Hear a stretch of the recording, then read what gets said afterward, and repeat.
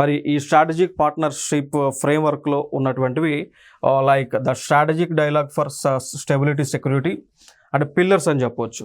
అంటే like strategic partnership ఫ్రేమ్వర్క్లో ఉన్నటువంటి అంశాలు లైక్ ఒకటి వచ్చేసి strategic dialogue for stability and security aspect. రెండవది నెక్స్ట్ జనరేషన్ ఎకనామిక్ పార్ట్నర్షిప్. ఇవన్నీ కూడా పిల్లర్స్ అని అంటామండి. These are all pillars of this strategic partnership agreement in between India and Sweden.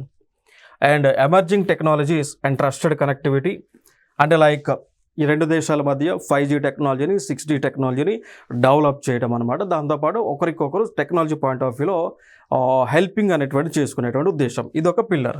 ఇక నాలుగవది shaping tomorrow together people planet health and resilience అంటే భవిష్యత్తు తరాల యొక్క ఆరోగ్యాన్ని సంరక్షించడము, వారి యొక్క జీవన శైలిలో వారి యొక్క ఆరోగ్యంగా ఉండే విధంగా మార్పు చేయడం, అదేవిధంగా వారి యొక్క జీవన శైలి ప్రకృతికి అనుకూలంగా ఉండే విధంగా ఈ యొక్క మార్పు చేయడం అనేటువంటి ఉద్దేశంతో ఈ యొక్క పార్ట్నర్షిప్ని చేసుకోవడం జరిగింది. దీస్ ఆర్ ది 4 పిల్లర్స్ అని అంటాం.